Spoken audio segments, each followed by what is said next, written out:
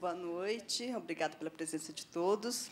O tema de hoje é literatura, a importância dos eventos literários, e convidamos para discutir sobre o assunto Chico Sá e Manuel da Costa Pinto. Por favor.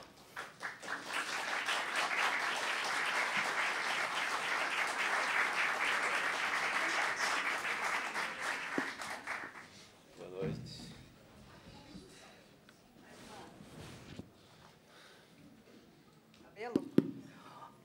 Como nós estamos fazendo a transmissão online, na hora das perguntas, por favor, peça o microfone. Tá bom? Obrigada. Quem começa? Boa noite. Acho que você tem mais pompa e sabedoria. Não, é que, olha, então eu vou começar por uma razão muito simples. Como eu estou acostumado a entrevistar o Chico Sá, sempre, então eu sempre dou início a entrevistas. Tá? Inclusive, eu prefiro esse papel de estar do lado de cá do balcão. Boa noite a todos. Obrigado pelo convite para participar desse encontro. É um grande prazer estar aqui ao lado do Chico. Prazer meu, rapaz. Enfim, nosso tema aqui é sobre os eventos literários, mas, obviamente, eu não vou me furtar minha tarefa principal de jornalista e fazer algumas perguntas para você sobre seus novos lançamentos, a adaptação do Big Jato, o livro das Mulheres Extraordinárias que você acaba de lançar, enfim. Mas isso a gente, depois, quando abrir para as perguntas, também Bacana. tenho certeza que o público vai me ajudar a te entrevistar também. Vamos embora. Fazer pergunta para ele também, para compensar, para colocar você no outro papel. Estou muito cômodo nessa coisa, só questionar o tempo inteiro. Com certeza absoluta. Bom, esse tema que foi proposto para a mesa da gente falar dos eventos literários, eu acho que é uma coisa interessante, porque a gente está, vamos dizer, no rescaldo de talvez do mais importante deles, aquele que atrai mais atenção da mídia, do público, com uma cobertura que abrange veículos que normalmente não falam de literatura, como as TVs abertas, né, que é a Flip. Quer dizer, a Flip acabou de terminar, foi a 13ª edição, e foi, de fato, um evento que uma festa que foi criada e que mudou um pouco o panorama da literatura brasileira, da maneira como as pessoas veem os escritores, e acho que isso é muito legal, porque colocou a literatura num patamar de popularização, e não apenas popularização no sentido de tornar mais acessível, mas assim de quase não está com status assim de fenômeno midiático que como nunca aconteceu no Brasil. Com o lado negativo disso, e aí eu falo disso porque eu participei já cobrindo a Flip, eu já fui curador da Flip, então eu já tive a experiência dos dois lados, que isso é sempre complicado. É você deslocar excessivamente a atenção da literatura para a figura do autor e não para a figura não para o texto, né? Quando você tem uma mesa que é um pouquinho mais aprofundada, que discute mais coisas, as pessoas falam, não, é papo cabeça, é uma coisa acadêmica, não sei, tem essa. Então eu acho que assim, tem um lado legal, porque depois da Flip surgiram inúmeras outras festas. Hoje vai ter Flip Paranapiacaba daqui a um mês, tem Flip Porto, que era em Porto Galinhas, hoje em Olinda. Depois teve a Festa Literária de Fora das Letras de Ouro Preto. E aí a gente pode... Mossoró, Flip Araxá, tem Flip Poços de Caldas. Você frequenta desde quando esses eventos? Eu procuro... O Veríssimo disse uma coisa num desses encontros, acho que lá em São Francisco Xavier, interessante sobre esse papel hoje do escritor, dele estar exposto, ele ter que defender a obra dele, o livro dele perante o público, dele ser um pouco espetáculo, assim, um personagem espetáculo. Ele disse, não, são todas as feiras que a gente não tem mais tempo para escrever. Ou faz as feiras todas, ou vai para esse roteiro das feiras, dos festivais, ou escreve. Então, ele colocou esse drama, esse componente dramático agora no escritor. Se ele precisa ser conhecido, ele precisa defender o livro dele por aí, ao mesmo tempo, o silêncio, a intimidade, e ele sozinho escrevendo o livro, né? Então, acaba sendo muitas vezes se vê nesse papel mesmo. Você acaba de lançar um livro. É interessantíssimo. Eu gosto de fazer esse papel meio de camelô dos meus livros e tal, ir defender, falar deles, ir para o rádio local na cidade, que normalmente chamam ali para aquele roteiro do rádio, da TV. Eu gosto de fazer isso porque eu venho do jornalismo, eu já tinha essa prática, já participava de algumas coisas de TV, então eu faço sem muito questionamento. Assim, eu gosto de fazer essa história. Mas imagina, para o escritor mais tímido, mais recolhido, o cara que... Porque o cara escritor, ele tem a obrigação de escrever bons livros e não de estar, né, nesse papel, de estar numa flip, assim, com aquela multidão, de ter que ter uma boa performance, porque senão, como o Manuel falou, senão o livro dele não se destaca, porque costuma se destacar mais a performance do autor numa flip, por exemplo, do que se o cara acabou de escrever uma obra-prima. Então tem esses conflitos assim. Eu lido bem, acho que talvez eu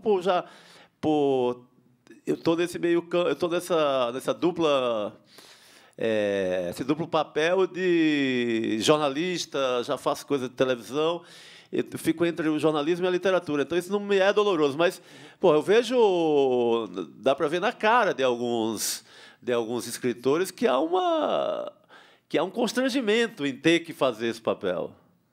Então, você tem até um caso curioso do Coetzee. Sim. Eu não sei até hoje como é que pronuncia o nome do prêmio Nobel. Eu já vi pronunciarem com Coetzee, com A, né? É o cara que escreveu Desonra, para quem, né, eu acho que é um belo livro, conhecem, mas quem não estiver reconhecendo a minha pronúncia de, como é que chama? De Boer, né? Aquela língua dele lá, aquela língua meio cruzamento de inglês. Mas é um grande escritor sul-africano. Prêmio Nobel e tal. E ele é um cara reconhecidamente muito reservado. Tem várias questões ali. Até, assim, ele tem uma postura um pouco de afastamento da vida mundana. É um cara que não come carne, vegetariano radical. Tem um livro sobre isso chamado Elizabeth Costello. Aliás, Elizabeth Costello tem a ver com o que eu vou falar agora. E ele é um cara que... Ele não gosta de dar entrevista, mas é porque ele é tímido, ele é reservado, ele é um professor de literatura, ele é um cara que olha a literatura de uma maneira assim muito...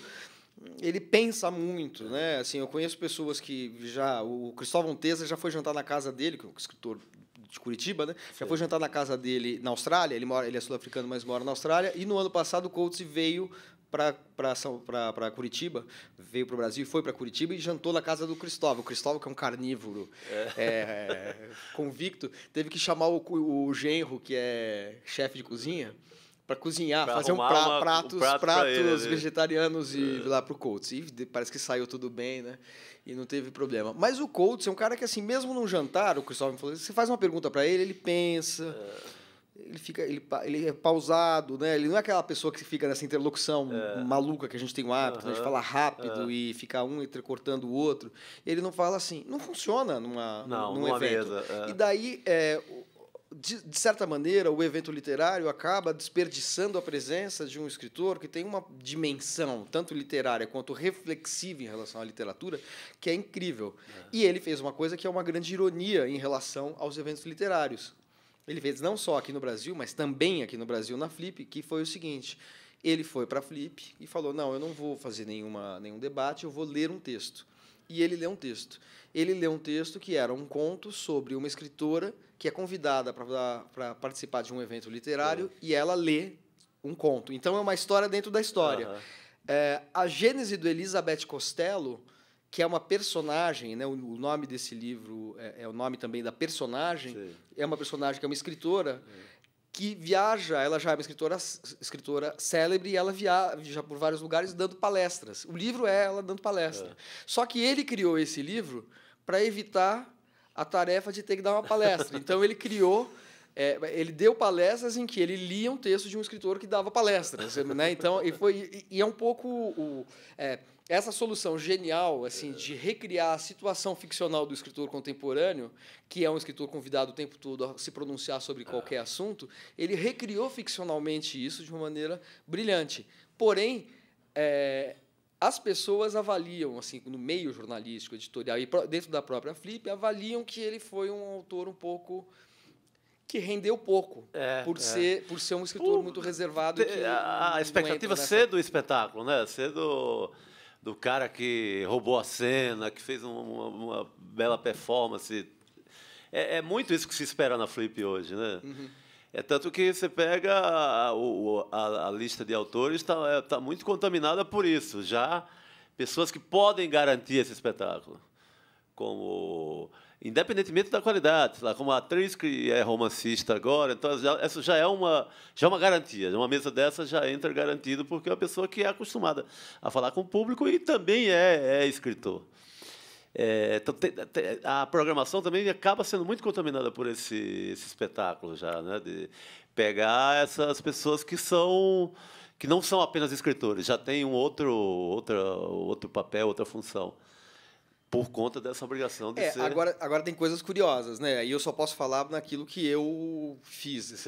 A Flip que eu fiz tinha lá o João Baldo Ribeiro, por exemplo. Eu tinha certeza que o João Baldo Ribeiro ia ser uma coisa espetacular, porque ele é um cara... Era uma pessoa... Além de um grande escritor, ele tinha uma presença... ele é tudo. Até a voz dele era uma voz que se impunha. Aliás, e tinha uma ironia. Os dois últimos que perdemos eram 2 showmen e 2 gênios. Né? Exato. O Baldo e o Ariano Suassuna. Eles conseguiam ser as duas coisas, sim. Era impressionante. E daí, na hora de escolher os autores, teve uma sugestão de um autor que eu não conhecia. Fui ler para... Na verdade, só li um livro para fazer o convite. Falei, mas vale a pena porque ele vai ser lançado aí, que é o Walter Hugo Mãe. Sim, que foi um show na linguagem. Né? Mas aí é uma coisa engraçada, porque o que acontece? Eu convidei o Walter Hugo Mãe pelo que ele representava, pelo que eu achava que ele poderia representar literariamente, sem jamais imaginar que ele faria sucesso. Mas a apresentação dele foi tão comovente, aquele jeito dele, um pouco, aquela melancolia portuguesa, que ele expôs ali na Flip, falando de coisas pessoais. Ele leu um texto sobre as lembranças dele de vida na adolescência ao Brasil, que para ele representava um pouco o que representou Angola. O Walter Hugo Mãe é um escritor português, mas nascido em Angola, onde ele viveu muito pouco. E ele nasceu em Angola quando Angola ainda era colônia. Foi poucos anos antes da Guerra de Independência de Angola, ou durante a Guerra de Independência, mas antes da efetiva independência do país. E ele vinha ao Brasil, ele não podia voltar para lá porque a Angola estava devastada pela Guerra Civil. Tal. Então ele vinha para o Brasil e o Brasil foi um pouco a representação da África dele, no imaginário dele. Ele falou isso num texto e ele chorou no texto. Sim, eu lembro. Ninguém esperava isso não é programado, eu não sabia nem que ele iria ler um texto. E isso se transformou numa se você convidou um fenômeno. E viu a figura dele, você esperava o contrário daquilo, né? Exato. Reflexivo, recuado ali, intimista. Um cara introspectivo, assim como é a literatura dele. Bom, e agora ele está... a semana... Mas vê como foi importante para ele, que depois da Flip ele tornou um autor muito lido no Brasil. Eu fui para Curitiba semana retrasada para fazer uma mesa com ele em Curitiba. Então, ele tem vindo ao Brasil. Acho que sempre deixa uma usar uma palavra em voga na Copa do Mundo, sempre deixa um legado, fica um legado bom dessas feiras, dessas histórias. Nas minhas andanças, eu vejo muito que eu ganho novos leitores, pessoas que não me conheciam como escritor mesmo, e que, a partir de uma leitura de um texto, de uma fala numa mesa, compra meu livro, lê e depois se comunica comigo, e eu sei que tem aquele leitor. Então, fica você acaba conquistando novos leitores. Não é só o espetáculo. A gente também às vezes cai nessa esparrela também de ficar, estão tornando muito espetáculo a literatura, não é isso, não é isso. Não, eu acho que também deixa uma história muito boa. O caso do Walter Hugo Mãe é exemplar, né? Porque ele é muito lido hoje no Brasil. O livro dele vendem muito e é muito lido mesmo. Não é só aquela coisa de comprar o livro, não. O leitor dele é um leitor apaixonado, comovido por ele. É um cara admirado mesmo. Né? Você sente que a participação dos eventos literários para você passa muito pelo seu trabalho anterior como cronista da Folha, sua participação, por exemplo, no Cartão Verde, e depois, agora na Globo? Depois da televisão é outra história. Assim, eu até ficava sempre, no começo, muito chateado, porque, escrevo uma vida inteira para chegar numa feira dessa aí qualquer, e dizer, o menino do saia justa, o cara do saia justa. E aquilo me deixava meio melancólico, sabe? Eu voltava para o hotel e dizia, nossa, para que serviu escrever a vida inteira e agora ser conhecido pelo cara que apareceu na televisão? E isso era muito... Era uma coisa que me tocava. Eu ficava meio revoltado com a televisão. Não vou mais fazer esse programa, vou só escrever, me recolher e escrever. Depois eu tenho conversas com amigos que vivem situações parecidas e tal. Eu relaxei e acho que... E também passei a ver que pessoas que me viram ali falando uma frase, uma filosofia de botequim qualquer num programa de televisão, seja no Cartão Verde ou nesse que era mais sobre relacionamento, homem, mulher, etc., eu vi que aquilo me levava também para os livros. Aí começava já num segundo tempo assim, as pessoas chegando com o livro na mão para autografar, querendo ler. Aí acabei um pouco com essa besteira, mas era um drama. Assim, eu ficava, querendo me afirmar como escritor e tendo essa figura televisiva levando para outro canto, para mais para o que eu julgava ali apressadamente no começo, para uma banalidade que ia ficar só nisso, e isso não me interessava porque eu queria me firmar como escritor. Até porque já havia vivido, durante muito tempo, já essa figura anfíbia do jornalista e escritor, a redação e o livro. Aí a televisão ampliou isso sem limite, né? Passou a ser o que era a televisão. Mas o que eu passei é ter o cuidado de, em todos os programas, eu sempre estou firmando, estou meio deixando claro porque que eu estou nos programas, é porque eu, como cronista, trato daqueles temas. Eu passei a associar mais claramente a figura do escritor, aquele maluco que está lá no programa de televisão falando aquelas coisas. Passei a mostrar mais meu livro, passei a juntar duas coisas e foi muito bom. Primeiro porque acabei com o meu conflito assim, e passei a ter mais uma visibilidade como autor. Uhum. Sabe, o moleque que vai lá ver Redação Sport TV ou uma mesa redonda qualquer de futebol, me vê citando uma crônica minha ou um livro, ele tem curiosidade, muitos têm curiosidade e passam a ser meu leitor. Então, eu consegui diluir um pouco o drama disso, mas era um pouco... me deixava... Agora é curioso, os seus primeiros livros muitas vezes aproveitavam textos, ou eram compostos por textos que você escrevia reuniões na de crônicas, folha, a maioria é reuniões de crônicas. Quando que você começa a publicar? O Big Jato é o Não, tem aquele em portunhol selvagem, né? Que era... tem uns que publiquei por editoras pequenas, tem um livro que eu gosto muito, mas assim, que é o livro que é tiragem muito pequena por editora chamada Fina Flor, era editora de Porto Alegre, da Cris Lisboa, uma menina de lá, e que era uma editora de livros experimentais, livros que normalmente não teriam muito espaço nas grandes editoras. É um livro chamado Se um Cão Vadio aos Pés de uma Mulher Abismo, que é meio uma... Eu classifiquei ali como um idílio amoroso. É uma longa história ali, depois de Um Pé na Bunda, eu escrevi essa experiência levada à última dor. Assim. Eu peguei essa experiência real e construí uma história que passava também juntei a isso de caçambas de lixo a e-mails de amigos sem o nome deles, juntei a isso uma narrativa de dor amorosa, de postais velhos, de dedicatórias de livros. Eu reproduzo essa caçada aí atrás desses papéis.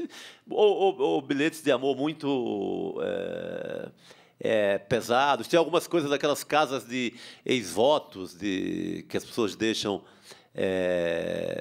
o ex-voto e deixam um bilhete de amor, etc., com vestido de noiva. Então, eu reuni a minha dor amorosa ali, a minha experiência, com essa narrativa dos outros, também de um momento semelhante. E aqueles dias com capas de LPs dedicadas e tal. Era um livro muito experimental, com todas essas reproduções. E esse é quando eu começo a desvincular um pouco de fazer só o... Que foi sempre no Brasil, você pegar o maior cronista nosso de todos os tempos, o Rubem Braga, ele nunca fez um livro no sentido de um livro inédito. Ele não escreveu um livro. Ele teve livros feitos a partir de reuniões das crônicas dele. Paulo Mendes Campos, no começo, também todos, lá, o Cego de Ipanema, aquelas reuniões, eram reuniões dos jornais, que era que é o livro do cronista, né? O cronista não tem, ele não vai escrever uma crônica inédita, ele já tem vendido a crônica dele para outros lugares e depois vira uma reunião no livro.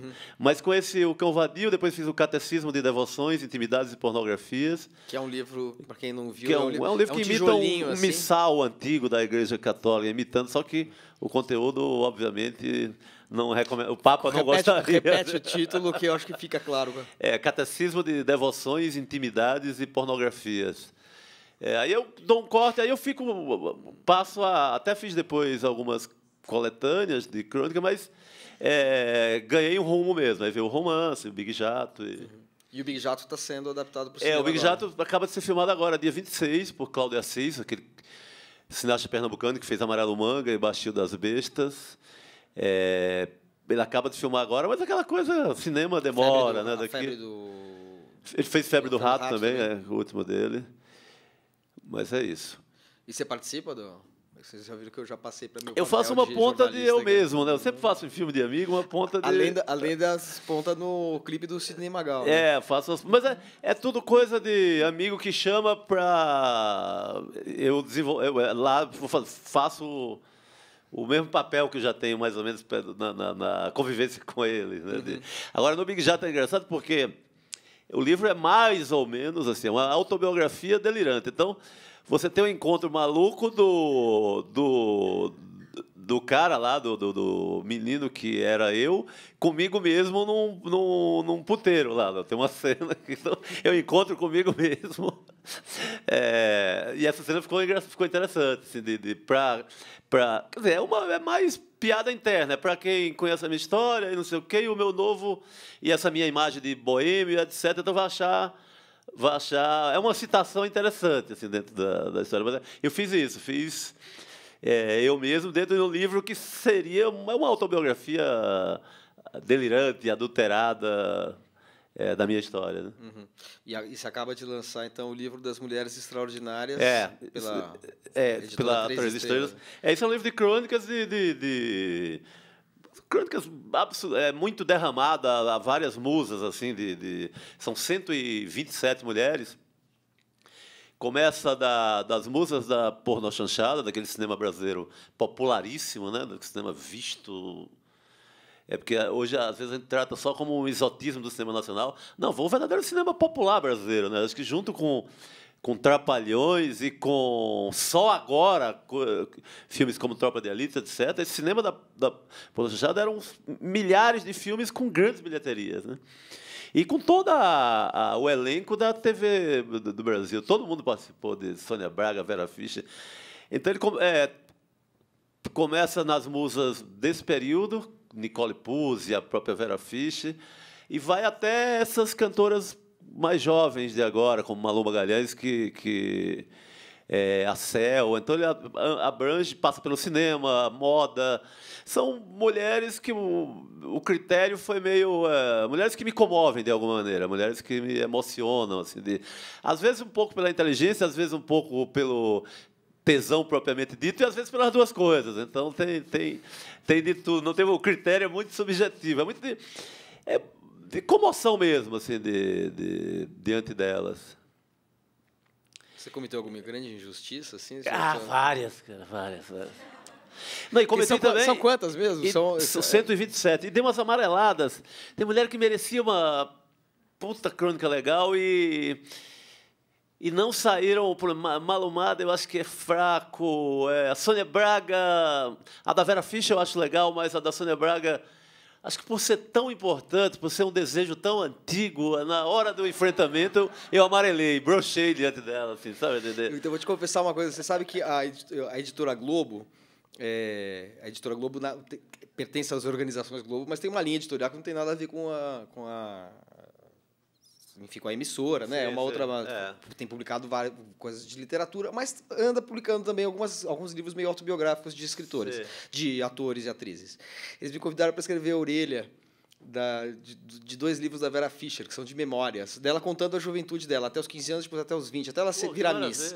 Daí eu fiz um plágio, que depois eu citei no final, que é uma frase maravilhosa do Luiz Fernando Veríssimo sobre a Luísa Brunet, que eu apliquei a ela, a Vera Fischer, né? Que era assim... Eu sou um cara ateu, eu sou ateu, eu sou cético. Eu só acredito em coisas que eu possa apalpar, pegar, cheirar, lamber. Eu não acredito na Vera Fischer, por exemplo. Ela não existe, né? Se ela E eu não escrevi pega... isso na orelha com a vã esperança de que ela me desse um telefonema, mandasse um e-mail. Não aconteceu nada.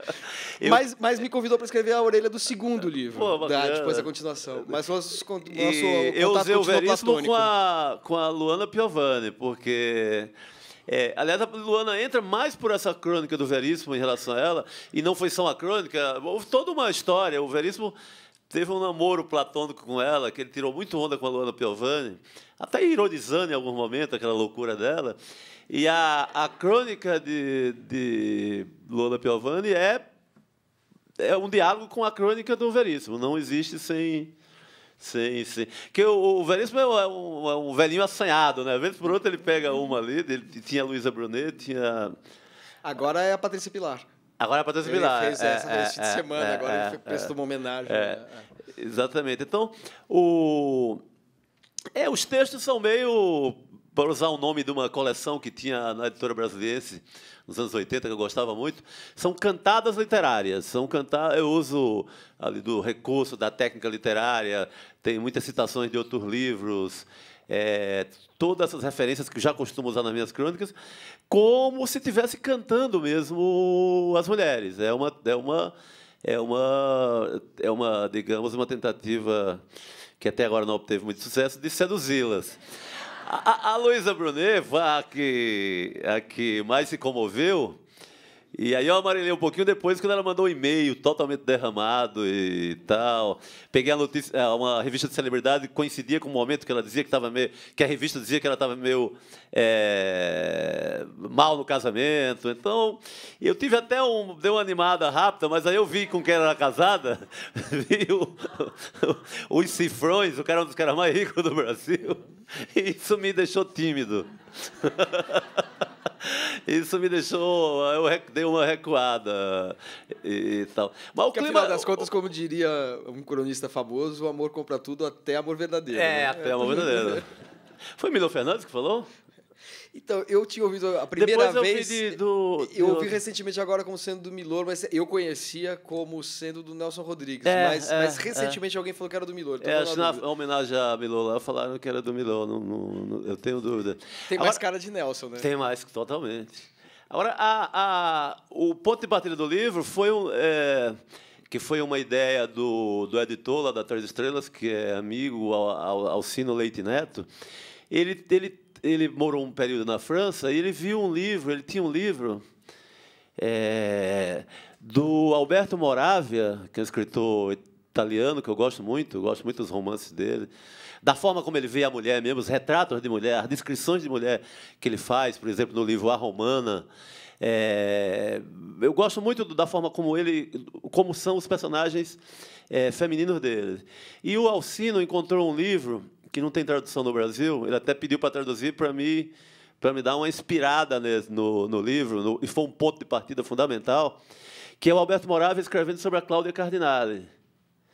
Ele faz uma entrevista e depois escreve um longo ensaio, também nesse tom de ele passa uma tarde olhando para ela, e entrevistando e conversando na casa dela. Então, ele começa a descrever o pescoço, a orelha. É uma longa lição de anatomia ali, junto com admiração, junto com os filmes dela. E esse é um livro só sobre ela, mas esse foi muito, eu cito na apresentação, esse livro foi fundamental para a construção do meu. Embora o meu seja mais vagabundo, mas talvez o meu de mais amor assim, escancarado a essas moças, mas esse livro foi fundamental na partida. Assim, o tom desse livro é muito bom. O tom desse livro diz muito do que está... Me ajudou muito a encontrar um tom para esse livro.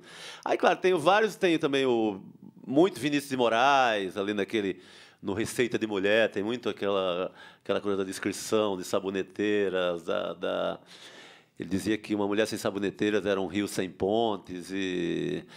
Outra coisa que eu incluí, outra coisa que é sensacional, que ao mesmo tempo que ele é meio sacana de Desculpe as Feias, mas Beleza Fundamental, é o mesmo poeta que generosamente e coincide com o meu pensamento, que diz que uma mulher que tem que ter pelo menos uma hipótese de barriguinha, que não pode ser também aquela tábua de nada.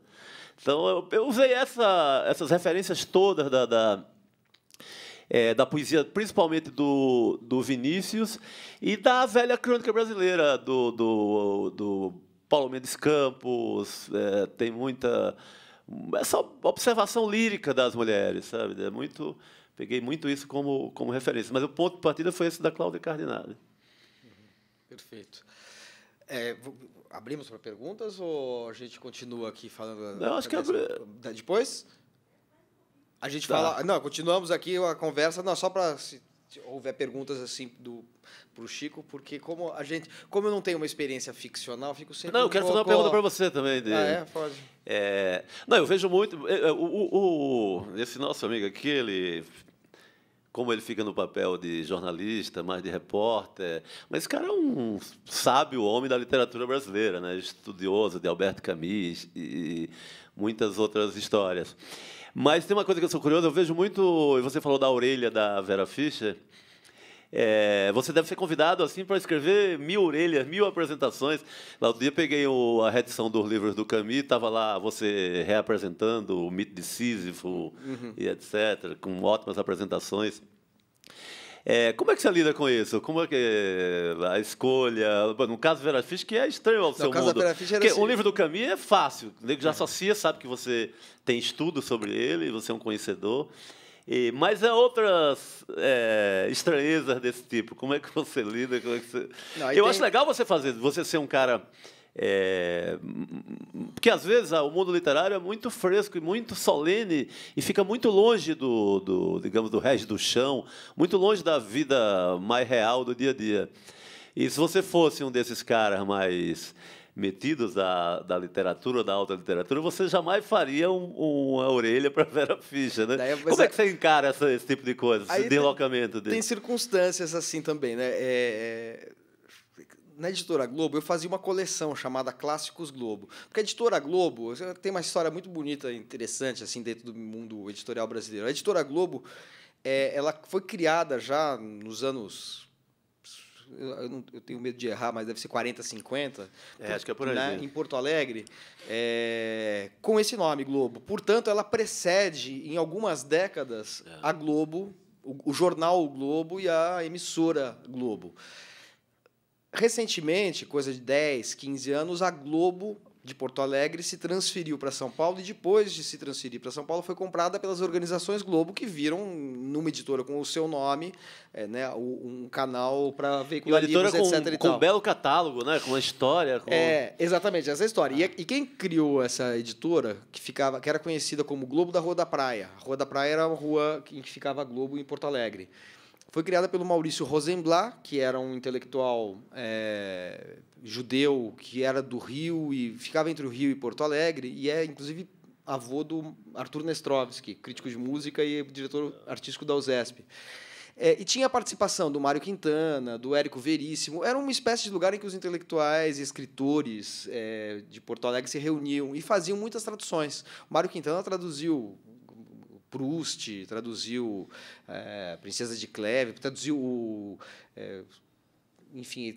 Voltaire para a Globo. Tal. E a Globo me contratou para fazer uma coleção chamada Clássicos Globo, que consistia justamente em pegar essas traduções que tinham sido feitas nos anos 50, 60 e reeditar com aparatos críticos, uma revisão, tal, e reeditar dentro de um novo formato, de uma coleção. E eu fiz isso, é uma coleção que existe, está aí disponível no mercado. Acho que ela parou de ser feita, mas certamente os livros não foram esgotados. E são traduções incríveis. Por exemplo, tinha um cara chamado Leonel Valandro, que inclusive tem um dicionário importante de inglês e português, que é muito bom. Tal. Enfim, a história da Editora Globo, tem até um livro, o dono dela chamava Bertasso. Eu sempre, quando eu penso em Bertasso, eu penso sempre no Ivaldo Bertasso, que é dançarino, mas não é algum outro nome Bertasso, é o mesmo sobrenome, não me lembro o prenome dele.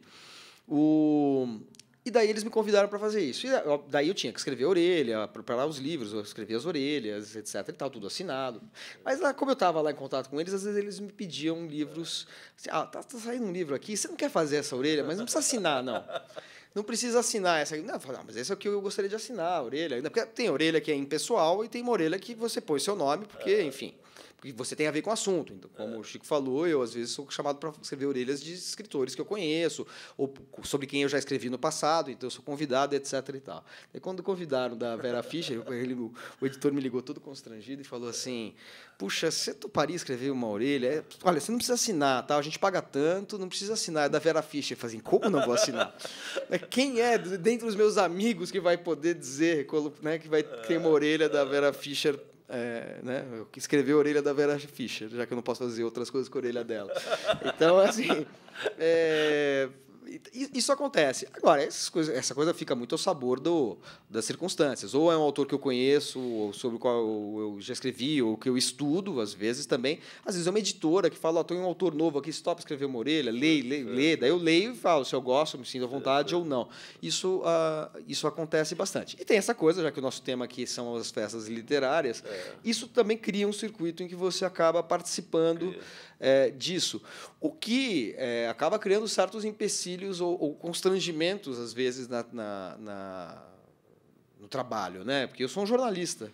E, às vezes, eu atuo como jornalista fazendo um evento. E, às vezes, fazendo um evento... às vezes eu sou crítico em relação ao evento que eu estou fazendo publicamente, e isso me dá algumas dores de cabeça. Aconteceu com a Flip, quando eu tive um problema com uma pessoa que eu admiro muito, que é o Claude Lanzmann, que é aquele diretor do Shoah, que ele teve uma atitude muito, na minha opinião, incorreta com o mediador, e eu, na coletiva de imprensa, perdi um pouco as estribeiras, falei coisas que depois virou um caso de... todos os jornais me ligando, falando, você disse isso mesmo sobre ele e tal, se vocês tiverem curiosidade, depois eu conto. Mas, mas cria-se um certo problema. E também o problema de que, ao organizar festas literárias, as pessoas sempre paira aquela ideia, é muito difícil de falar isso, assim como existe em relação ao jornal a teoria conspiratória, de que o jornal manipula tudo que você lê. Eu sempre falo que as pessoas, em vez de fazer serviço militar, deviam passar 6 meses numa redação de jornal para entender que o dono do jornal ele passa no caderno Ilustrada, no caso da Folha de São Paulo, ou o dono do Estadão passa no caderno 2 uma vez a cada 6 meses. Ele só vê o jornal impresso, ele não é submetido, assim, não é uma coisa que tem um controle. Mas as pessoas têm teorias conspiratórias em relação a jornal. E em relação aos eventos literários também, né? Tem sempre a questão das editoras, de quem quais foi as convidado, editoras são quem não privilegiadas, foi, né? sabe? Então, você publicou um livro pela Companhia das Letras, com o Big Jato, as pessoas acham que você tá se lá você é por isso, convidado é porque foi da Companhia das Letras. E aí entra num aspecto desagradável do trabalho que tem a ver com essa... Vamos dizer, você tem as coisas legais, que é você ser convidado para fazer algumas coisas, estar aqui com você, conversando, nessa noite agradável, é o lado bom de ter participado desse circuito. E o lado ruim é que criam-se um pouco imagens distorcidas do que você faz, e, enfim. E isso... O grande segredo para sobreviver a isso é jamais ter coisas como Facebook e outros. Eu não sei nem como é um Facebook. Você é um homem feliz, cara. Eu não consigo me livrar desse vício. Se conseguir, é sensacional. Né? Twitter, eu nunca vi um Twitter na minha frente. Eu não sei o que é um Twitter. Eu sei que existe, que são 140 caracteres. Não, imagina, você sendo curador da Flip, você no Facebook... lascado, assim, todo dia o ataque. Nem eu, nem minha mãe podemos ter. E isso acaba te paralisando porque te paralisava de um jeito, porque por mais que você diga, não vou... Ninguém sabe lidar, às vezes, com uma porrada muito ferina, assim, que vem. Aquilo vai te paralisar e vai te tirar a concentração, não vai te fazer bem, de verdade. Né? Então, você tem sorte de ter passado pela Flip sem estar no Facebook. Mas as coisas chegam até você. Pior do que a Flip foi Frankfurt no ano passado. Teve a feira de Frankfurt, e eu fui curador da feira de Frankfurt, que teve o Brasil como país homenageado. E ali foi pesado. Ali eu sei tinha que fazer a lista dos autores brasileiros que foram representar o Brasil lá. E não fui eu sozinho, fiz como várias pessoas. E inúmeras pessoas que eu queria colocar naquela lista não estavam lá. Sei lá, um exemplo, Rodrigo Lacerda, que é um escritor que eu adoro. E para mostrar como as coisas não são pessoais. Ele é meu amigo pessoal. Torcemos para o Flamengo. Eu fui o primeiro amigo dele desde que ele chegou em São Paulo. Eu sou amigo, saí para jantar com ele. Não deu para colocar ele na lista. Eu adoraria. mas eu adoraria pelas razões literárias, não porque ele é meu amigo, mas acrescenta-se o fato de que eu gosto dele. Mas, assim, para ver como as coisas não se misturam, amizade e admiração literária, quer dizer, ele é um cara que eu admirava, eu sou amigo dele, mas não deu para emplacar porque tinha limitações. Tinha limitações. Você não estava na lista, o Fernando Bonassi, que é um cara que eu adoraria que estivesse na lista, não estava. Não, e tinha que contemplar a gente do Brasil inteiro, né? De várias gerações. Gêneros, prosa, poesia, ficção infanto-juvenil, ensaio, crítica, biografia. Então é difícil. Né? Muito difícil. Não, tem outro aspecto que legal também, que a gente não falou dessas feiras e tal. Tem uma nova geração que não vive ainda, a nova geração de escritores, que não vive ainda do resultado dos míseros 10% que a gente ganha ao publicar um livro.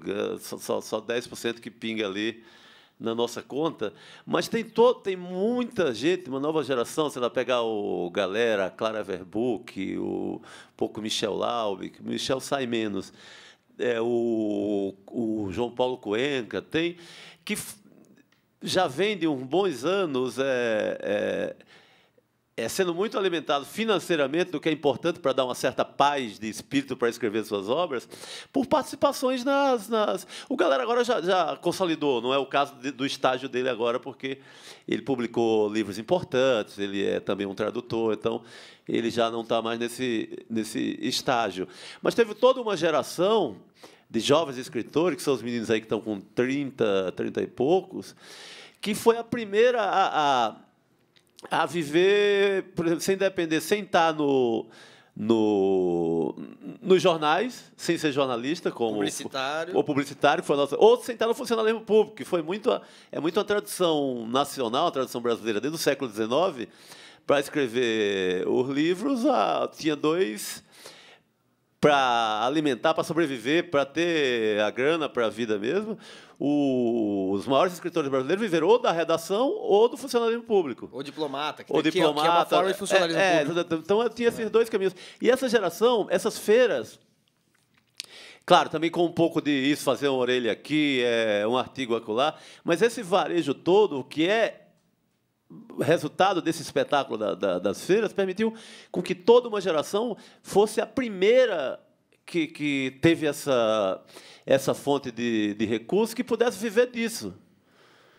Mesmo correndo várias feiras, várias coisas, mas todas pagam, a maioria paga um cachê razoável, que permitiu que essas pessoas tivessem seu dinheiro para poder escolher o momento de voltar para casa, recolher e escrever seus livros. Então, teve também esse fator materialista aí importante. Feiras literárias e daí toda uma espécie de biosfera, assim, que é oficinas literárias. Oficinas literárias, exatamente. Né, esses cursos, mini-cursos, a Casa do Saber. Os textos para próprias feiras, sobre os homenageados, sobre as Casas do Saber da Vida. Esse mundo do escritor falando para pessoas, ou no caso das oficinas, que também é um fenômeno, passando ali a experiência delas para as pessoas. Então, isso tem também, fora do espetáculo, fora desse encontro com o leitor, que é muito saudável, tem também esse aspecto, digamos, mais materialista, que começou a salvar uma geração. Agora, isso é muito importante mesmo, né? E mesmo autores consagrados, assim, às vezes conversando informalmente, eu pergunto, com quem eu tenho intimidade, eu pergunto: você vive de direito autoral? Mesmo alguns que você vê que ganharam 5, 6 prêmios assim de primeira, eles falam: não, aquele livro vendeu, depois teve 1, 2, às vezes 10 edições, mas chega num ponto que alavanca um pouco os outros livros e não mais assim. Tem uma estagnação. Então, eles vivem muito das feiras literárias e dos eventos. Esses eventos são muito importantes. E tem uma coisa que eu acho que é importante dizer também, já que a gente está, como eu falei no começo, no rescaldo da Flip, no começo de uma Bienal, que é um pouco a diferença que existe entre esses eventos, né? A Flip teve o papel de disseminar a ideia da festa literária, do encontro literário por todo o Brasil, criando uma série de iniciativas semelhantes, na verdade, muito mais semelhantes no nome do que na estrutura propriamente dita, né? Porque são, muitas vezes, festas ou encontros com recursos muito mais limitados. Mas ela ainda contrasta com um tipo de evento como o da Bienal, que vai acontecer agora. E a Bienal, para mim, tem uma coisa que é das mais enigmáticas possíveis, assim, que é uma... Eu já tive até a oportunidade de escrever uma crônica, eu fazia uma coluna na Ilustrada sobre literatura, e uma vez eu escrevi sobre uma espécie de teoria de boteco sobre o que acontece na Bienal. Porque me chamava muito a atenção, eu sempre cubro os eventos literários como os eventos literários como jornalista, né? Então eu cobri a Bienal e eu via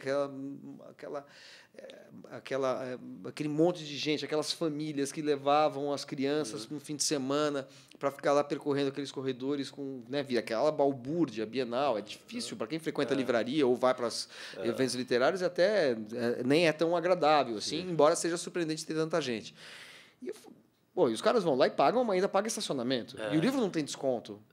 Eu falo, mas por que tanta gente? Não, com o livro normalmente com o mesmo preço da livraria. Né? Porque é uma questão é uma convenção do mercado editorial por causa do direito autoral. Tem que garantir o dinheiro. O 10% nosso. Os 10% nosso não, de vocês. Eu sou jornalista. Então, mas sempre me chamou a atenção o fato de que as pessoas que não frequentam livraria ao longo do ano vão para a Bienal. Porque tem uma coisa assim que a Bienal, o livro é visto como um produto de excelência que todo mundo admira, mesmo que não leia. É engraçado isso. O cara pode, assim, se você chegar para uma pessoa que não gosta de música clássica, mostrar para ela uma sinfonia do Beethoven ou do Schumann, ela provavelmente vai continuar não gostando, né? Porque vai ter uma primeira experiência difícil, vai continuar não gostando, mas não vai ter vergonha de falar isso. As pessoas não gostam de livro, mas têm um reconhecimento de que o livro é importante. Por uma questão de toda uma aura que o livro criou. Mas essa aura também, eu acho que essa aura ela tem um lado meio proibitivo. As pessoas têm um pouco de constrangimento, de receio em entrar numa livraria, expor a sua falta de conhecimento, coisa que não acontece na Bienal, que é um supermercado.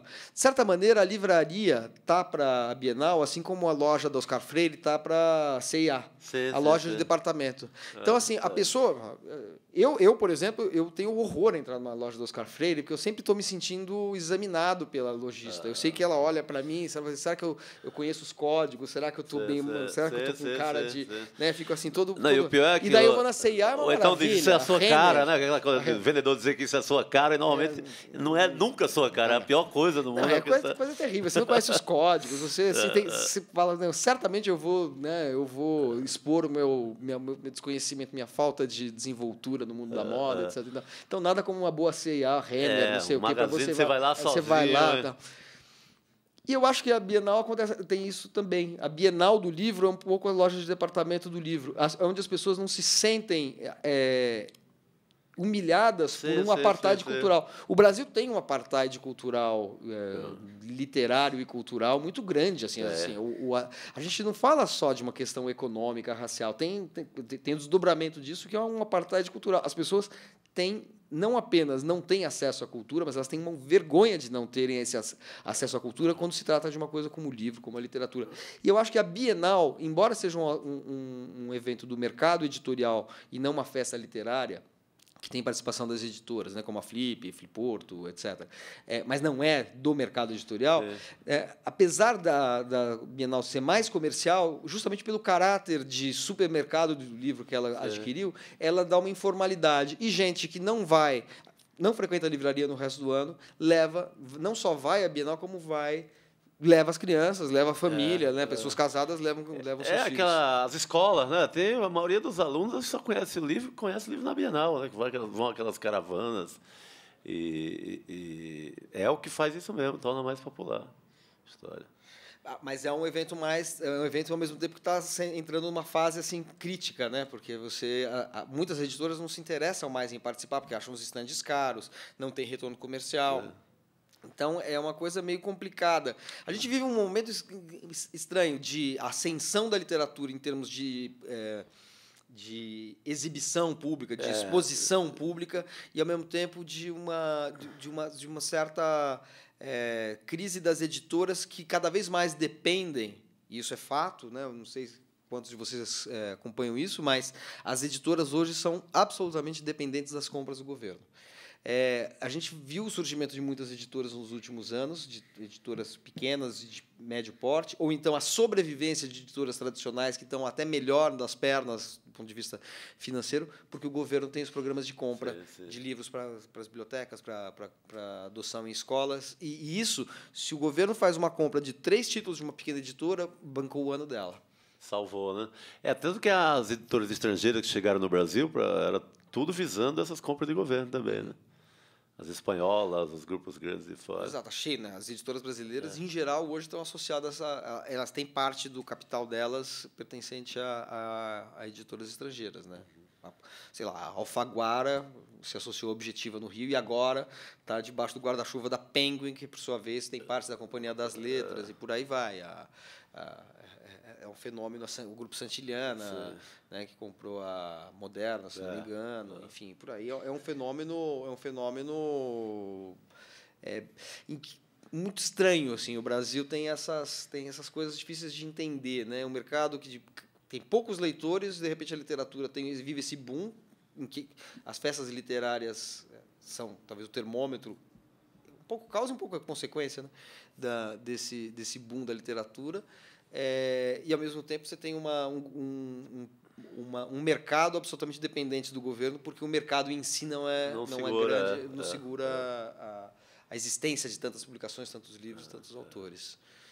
Enfim, isso é uma coisa que a gente tem sempre que pensar, porque o otimismo no Brasil, assim, a gente tem aquela tendência, né? Acho que a pós-Copa, você que é um especialista no imaginário futebolístico, talvez a nossa tendência ao otimismo fanista tenha decrescido um pouco, né? Total. Mas você viu o número de livrarias? Sai um censo aí de livrarias. É vergonhoso, né? Assim, muito abaixo de qualquer recomendação de qualquer país do mundo. São 3 mil livrarias no Brasil? 3 mil livrarias para o país todo. Não chega nem a 3 mil, acho, o Brasil todo. Tinha uma época que o Brasil tinha menos livraria do que a cidade de Buenos Aires, o Brasil inteiro. Que era sempre não sei o que aconteceu. Faz tempo que eu não vou a Buenos Aires ou que eu não vejo estatísticas dessa natureza. Mas isso é claramente o Brasil é muito singular nisso, né? Assim, quer dizer, singular para o ruim, né? No lado negativo da singularidade. É um país que tem um índice tem um índice de leitura baixo, porque também tem um índice de compreensão de texto. É um dos piores do mundo naquela pesquisa chamada PISA, né? Que mede o grau de compreensão de mensagens de texto. As pessoas sabem, em geral, ler, sabem ler, decodificar uma mensagem, mas não compreender e assimilar. Isso é uma tragédia para um escritor, né? Difícil. Vamos abrir para o mundo das perguntas e curiosidades, etc. Nós tivemos, a nossa orientação era 1 hora de bate-papo e meia hora de perguntas. Está dando 1 hora agora, então a gente está pronto para... Bem na hora. Depois essa coisa de poucos leitores é uma coisa que depois da pergunta eu vou contar uma coisa interessante de uma pesquisa sobre Machado de Assis que fizeram. Boa noite. Bom ver novamente o Chico. Eu estou só sentindo falta do amor agora, no final. Teremos. Estamos cheios de amor para dar aqui.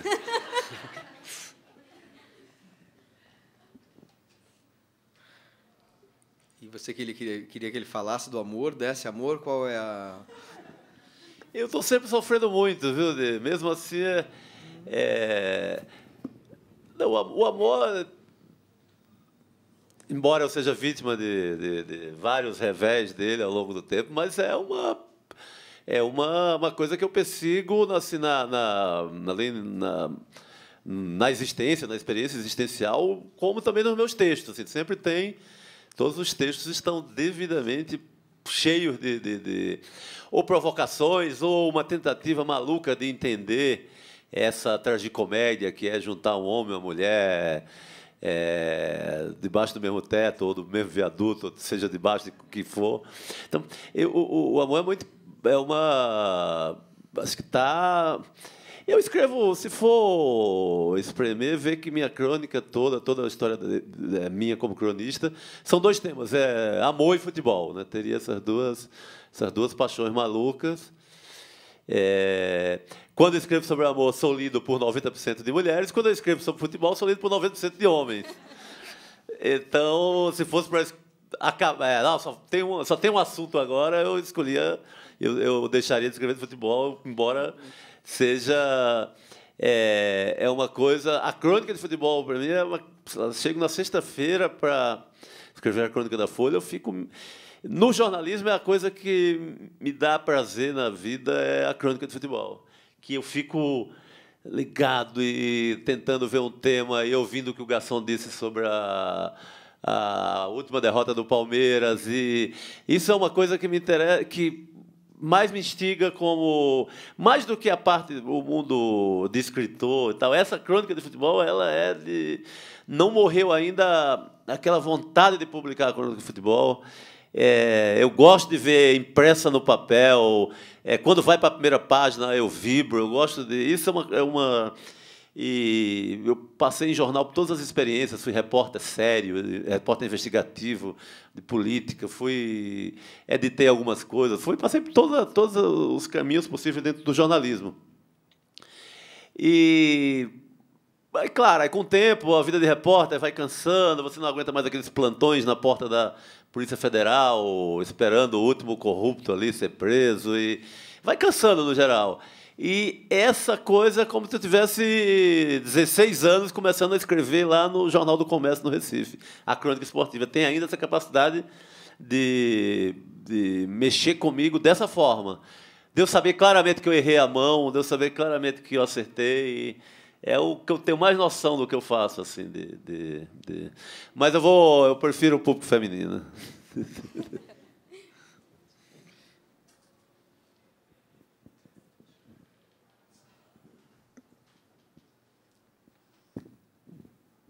Oi, boa noite. Até por conta da internet, hoje das pessoas terem um pouco mais de opção de comprarem as coisas sob demanda. Né? O que vocês acham desses sites que você pode ir lá e comprar um livro ou comprar 2 livros e não mais aquela quantidade absurda, né, que alguns autores ainda continuam fazendo, mas que hoje tem essa facilidade, né, desses textos nos sites que você pode ir lá e comprar um livro somente?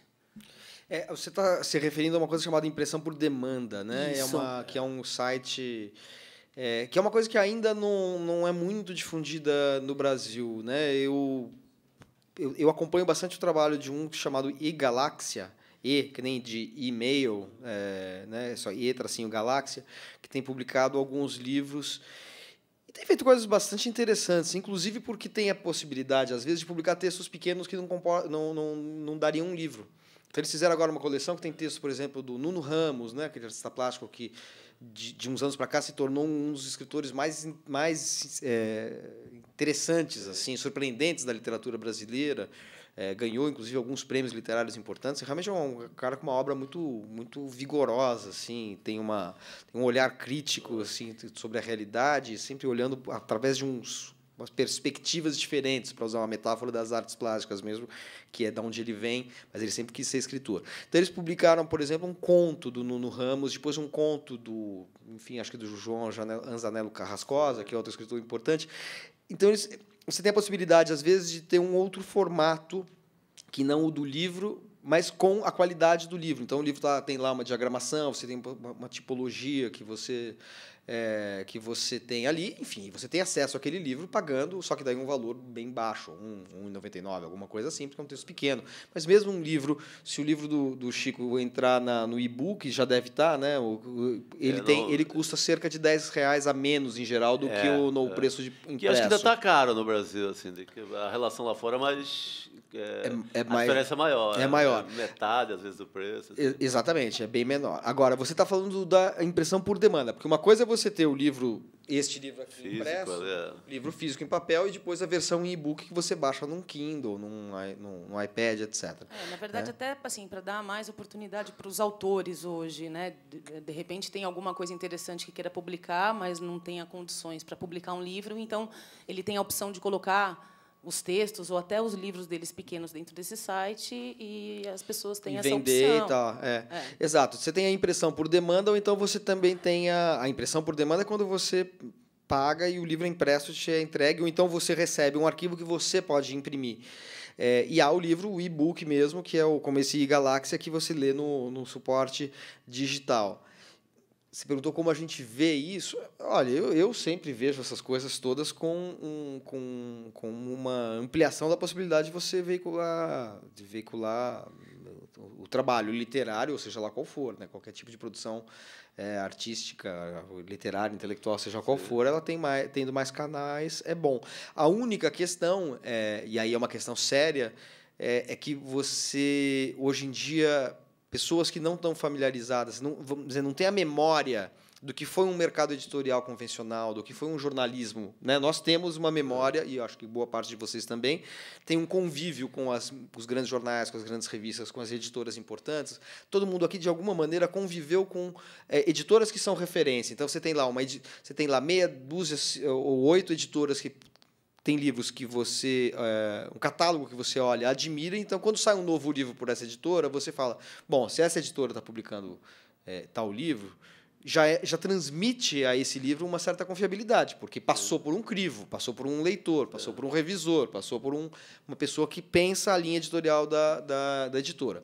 E as editoras continuam tendo esta função. Se sai um livro, sei lá, na França, sai um livro pela editora Gallimard, eu recebo o newsletter da Gallimard. Eu já olho. Se eu recebo e-mail da Gallimard, eu falo, opa, a Gallimard publicou um livro aqui, está me mandando coisa que deve ser coisa séria. Deve ser coisa boa, porque é uma editora que publica os maiores escritores franceses. Então, possivelmente, se publica um livro de um desconhecido, eu devo olhar com maior cuidado do que de uma editora caseira. Embora a editora caseira também publique coisas muito boas. Tem uma editora que começou como uma editora caseira, que é a Sete Letras, no Rio de Janeiro, que existe até hoje, que até faz livros que os autores pagam, às vezes. Mas tem um belo catálogo, né? Revelou muita gente, importante. Revelou, eu diria sem titubear, entre 50% e 70% e 75% da nova geração de escritores brasileiros começou nas Sete Letras. Ou seja, mesmo uma editora caseira pode transmitir essa credibilidade para o seu catálogo. Agora, tudo isso deriva de um tempo em que você tinha uma dificuldade tal para publicar um livro que você precisava passar por esse crivo. Tá certo? Então, o raciocínio é, você, seja numa editora pequena, seja numa editora grande,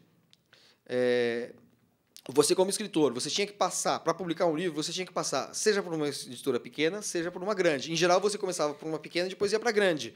Vou dar um exemplo. Tem aquela escritora Carola Saavedra. Começou a ser publicada pelas Sete Letras, hoje é publicada pela Companhia das Letras. O Daniel Galera, que o Chico Sá citou, ele começou com uma pequena editora no Rio Grande do Sul chamada Livros do Mal, e hoje em dia é publicado pela Companhia das Letras e tem tradução dos livros dele em vários lugares do mundo.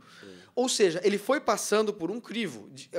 Para usar uma imagem futebolística, é mais ou menos aquele cara que começa jogando no Juventus, depois termina no Barcelona e pode até chegar na maior das glórias, que é terminar no Flamengo. Que ele pode passar pelo Barcelona, mas em algum momento ele vai chegar na Gávea, pode até sonhar ter vestir a camisa que foi do Zico, que é a consagração, né, do futebolística suprema.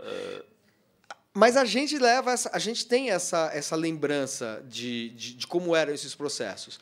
Quem nasce num momento em que você já tem uma possibilidade de não passar por esse crivo da pequena, da grande editora, da imprensa, da pequena ou da grande imprensa, seja lá o que for, porque você pode pegar e criar um blog na internet, ou criar um e-book, você criar um site, você mesmo publicar na Amazon, que tem uma plataforma, você publica seu livro lá, autopublica e deixa ver. E já tem fenômeno de autores de vendas com esse tipo de livro.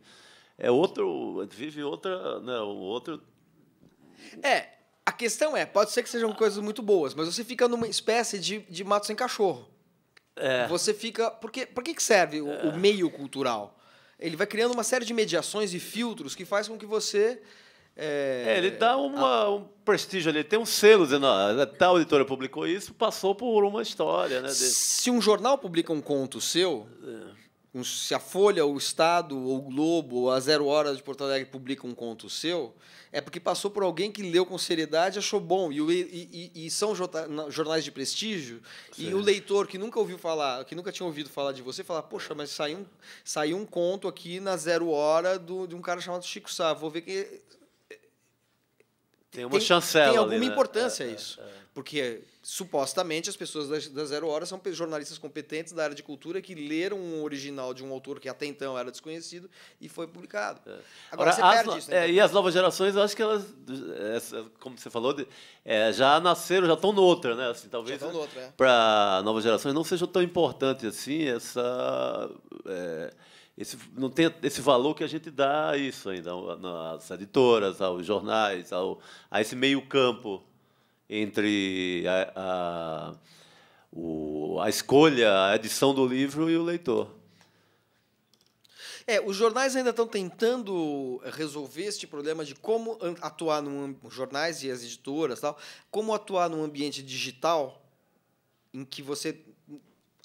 A competição não tem, a competição com outros veículos tende a ser veículos que surgem e são novos, tende a não ser tão desigual, porque já se você for atuar num site, num blog, se você cria um blog da editora Record, enfim, claro, ela carrega o nome da editora Record, que é uma editora de prestígio, mas o custo de criação desse blog é mais ou menos parecido, ou de um site, se eu criar aqui um blog. Então, o que determina a criação de um blog não é mais o poder econômico, porque o ambiente digital permite que você crie coisas, que você sobreviva, exista nesse mercado, independentemente de você ter dinheiro. A questão do prestígio, para quem tem a memória daquilo que carregava este prestígio, essa credibilidade, aquilo se mantém. Então, se eu olho um site da editora Record, eu falo, ali tem coisas importantes. Se eu pego um site do cara que fez um site qualquer de uma editora ou ou sobre literatura que eu desconheço, eu não vou olhar com a mesma... eu posso olhar, mas eu já não vou imediatamente reconhecer por trás um pensamento, uma linha editorial, um catálogo, etc. e tal. Mas o tempo vai passar, rapidamente vai passar, e as pessoas vão ter que lidar com outras maneiras de conquistar este prestígio, ou preservar esse prestígio, ou transferir este prestígio feito com labor intelectual ali, de gente aplicada, que estudou, que encara a literatura, livro com seriedade. Como fazer isso, como fazer com que esse trabalho de capacitação intelectual se transfira para um ambiente digital em que você não tem... As hierarquias não são tão determinadas por questões econômicas, né? Os jornais, por exemplo, estão com muita dificuldade de lidar com isso. Os jornais hoje estão empurrando o problema para frente, porque o que dá dinheiro para o jornal ainda hoje é o impresso. O jornal vive da publicidade que sai no jornal em papel. Ele não vive da publicidade em site. Só que é o seguinte, o leitor padrão da Folha de São Paulo tem a minha idade, 48 anos. Tem mais ou menos eu sou bem o perfil de um leitor da Folha de São Paulo, eu sei por uma pesquisa. O leitor mais jovem lê jornal na internet. Ele nunca comprou jornal, ele não os mais novos... Eu vejo isso, né?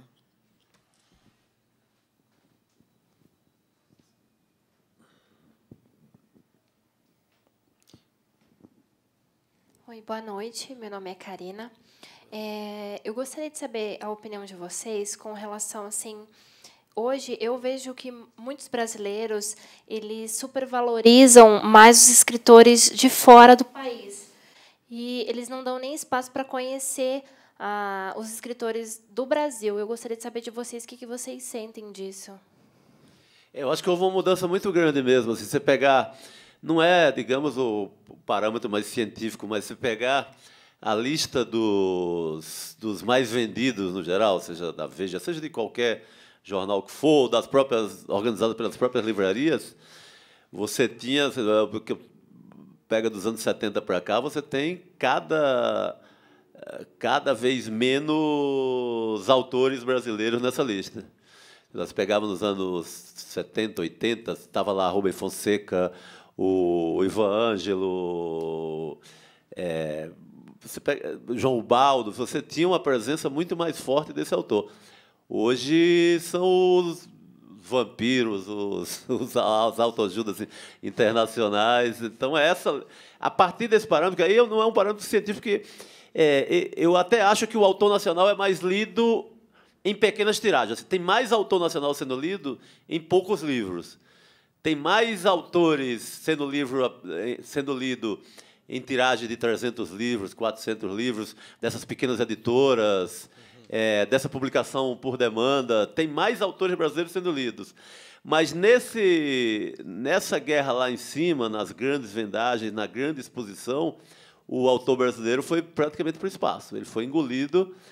E talvez se deva um pouco para tentar uma explicação econômica ao fato das grandes editoras, elas se juntaram, globalizou, e elas se juntaram em conglomerados muito gigantes que dominam o mundo inteiro e que têm hoje produtos para atender toda essa cadeia. O mesmo livro que é best-seller nos Estados Unidos é no Canadá, é no Brasil, é na França. Isso é mais padronizado hoje. Tanto que, na hora da compra, que a editora compra um livro para traduzir aqui, ela já diz quantos milhões foi vendido lá fora, e isso se repete totalmente. O que foi lá, repete, eles fazem o mesmo marketing, a mesma história, e repete a mesma história aqui no mercado nacional. Acho que, em cima, há mesmo, nas grandes vendagens, eu acho que o autor brasileiro foi meio por espaço. Mas, na contramão disso, tem essa democratização da publicação. Autores que não podiam publicar, hoje publicam sob demanda, ou publicam primeiro em e-book, depois fazem uma tiragem do livro físico. Eu acho que tem infinitamente mais livros sendo publicados e mais autores brasileiros sendo lidos em pequena escala. Não como você tinha nos anos 70, 80. Simplesmente não emplaca um autor nacional fora do mundo, uma ficção nacional. Há séculos não sendo isso mais vendido. Acho que o último deve ter sido o João Baldo mesmo. O quê? O Paulo Coelho. Talvez o Paulo Coelho... Não, vamos falar de literatura. Pois é. Então, você tem que chegar a Paulo Coelho para... Não, mas efetivamente é que você tem razão. Mas assim, se você fala lá de Paulo Coelho, você tem que comparar com 50 Tons de Cinza.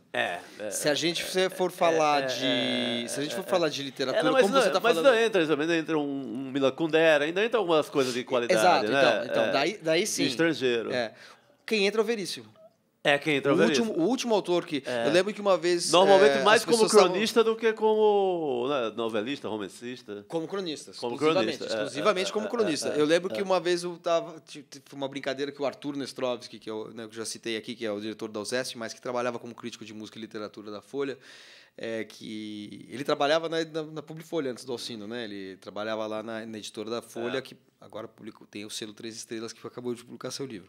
Mas o Arthur falou que estavam reclamando da baixa qualidade do leitor brasileiro, e era uma reunião com pessoas estrangeiras, e daí ele por felicidade, talvez um pouco de coincidência, mas ele pegou naquela semana e chegou para os caras que estavam conversando com ele e falou assim: sabe qual é o livro mais vendido hoje na França? É do Paulo Coelho. Sabe qual é o mais vendido hoje no Brasil? Luiz Fernando Veríssimo. Quem está melhor, né? Nós ou a França? Então, essa semana foi boa. Mas essa semana foi que ele deu sorte, né? Ele teve um argumento ali na hora. Mas você tem razão. Eu acho que o último autor brasileiro... Sabe quem entrou? O Diogo Mainardi. Que aí também entra porque foi um livro que falava da história do filho dele, que nasceu, que teve um problema no nascimento, de uma paralisia cerebral. Não é uma ficção pura, é uma ficção... É muito autobiográfico. O fenômeno do best-seller, do livro que emplaca, também ele está sempre um pouco cercado por fatores extra-literários. Vou dar um exemplo. O escritor brasileiro que nos últimos anos, a gente pegar os últimos 10 anos, fez mais sucesso, que arrebatou todos os prêmios literários, foi o Cristóvão Teza, que é um excelente escritor, um excepcional escritor de Curitiba, acho que é um dos grandes nomes do romance brasileiro hoje. Porém, ele fez sucesso, ele estourou grande público com um livro chamado Filho Eterno, em que ele conta de uma maneira genial, porque não é nada confessional, assim, mas ele conta a história de como ele é pai de um garoto com síndrome de Down. Só que a maneira como ele conta isso é fantástica, porque ele narra em em terceira pessoa, se referindo cruelmente ao pai, entrando na cabeça do pai, tudo que ele sentiu, é tudo que ele sentiu, mas na cabeça de uma personagem que é ele.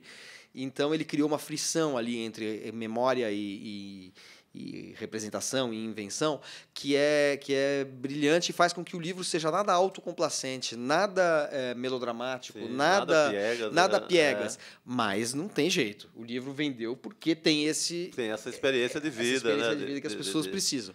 Então o livro talvez até as pessoas tenham, grande parte do público ou parte do público tenha se decepcionado, duvido, mas se decepcionado um pouco, esperava uma coisa mais melosa e pegou uma porrada que é o livro dele falando dessa experiência pela qual ele esperou muito tempo para poder falar. Mas é um livro que é engraçado. Não chegou a ser um best-seller, embora tenha mais de 20 edições. Vendeu muito. Vendeu. Mas eu acho que há também uma crise no leitor de ficção. Acho que está meio caminhando para a extinção, sabe? De um leitor... Assim, é muito pequeno o mundo, e não é só no Brasil, do leitor de ficção, que cada vez mais exige uma experiência dessa, que tenha algo autobiográfico, ou que esteja associado ao romance, associado a um fato histórico, que tenha um fenômeno além da ficção, que só a invenção pura ou delirante que não satisfaz mais.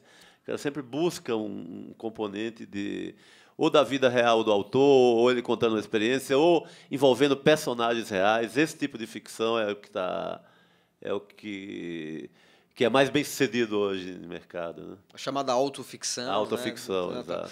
É engraçado, né? Essa valorização, assim como no cinema tem essa coisa... Baseado em fatos reais, né? Também a literatura acaba sendo atingida por isso. É um pouco de desconfiança em relação à imaginação, né? Ou talvez seja uma falta de imaginação dos leitores. Né? Assim.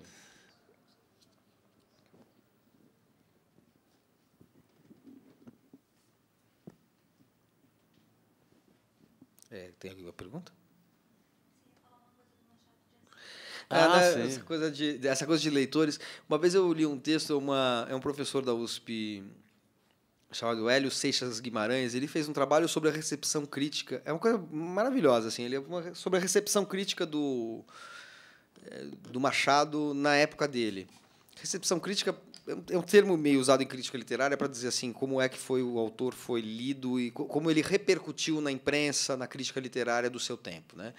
E ele fez um trabalho de investigar nos jornais como o Machado de Assis foi lido. É engraçado, a gente hoje, né, acho que 9 entre 10 críticos e professores universitários, ou 10 entre 10 diriam que o maior escritor da história do Brasil é Machado de Assis. A gente pega os dois autores das grandes histórias da literatura brasileira no século XIX, que são o Silvio Romero e